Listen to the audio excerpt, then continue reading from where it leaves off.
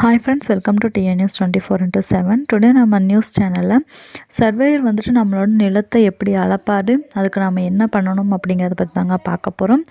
அதுக்கு முன்னாடி TN news 24x7 சேனலை சப்ஸ்கிரைப் பண்ணாதவங்க சப்ஸ்கிரைப் பண்ணிக்கோங்க, கூடவே பெல் ஐக்கானை கிளிக் பண்ணிக்கோங்க. இப்போ பார்த்திங்கன்னா சர்வேயர் நம்ம நிலத்தை வந்து அளக்கணும் அப்படின்னா நம்ம வந்து அதுக்கு முன்னாடி நில அளவை கட்டணம் கட்டியிருக்கணும், நம்மளோட டாக்குமெண்ட்ஸ் சரியாக வச்சுருக்கணுங்க.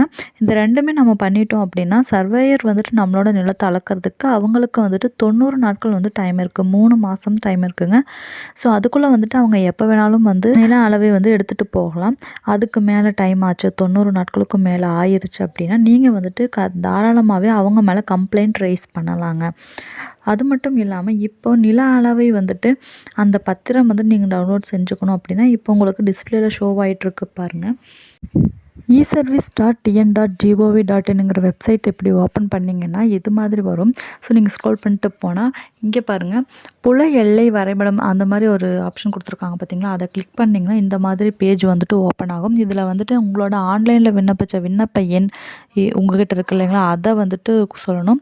அதுக்கப்புறம் வந்துட்டு பக்கத்துலேயே கேப்சா கோட் கொடுத்துருக்காங்க. ஸோ நீங்கள் அதை பண்ணி சமர்ப்பின்னு கொடுத்தீங்கன்னா உங்களுக்கு வந்துட்டு பத்திரம் டவுன்லோட் ஆயிருங்க. இது வந்துட்டு உங்களுக்கு ரொம்பவே யூஸ்ஃபுல்லாக இருக்கும். ஸோ இந்த நியூஸ் வந்துட்டு உங்களுக்கு யூஸ்ஃபுல்லாக இருந்துச்சுன்னா உங்கள் ஃப்ரெண்ட்ஸ் அண்ட் ஃபேமிலிக்கு ஷேர் பண்ணுங்கள். Thank you friends.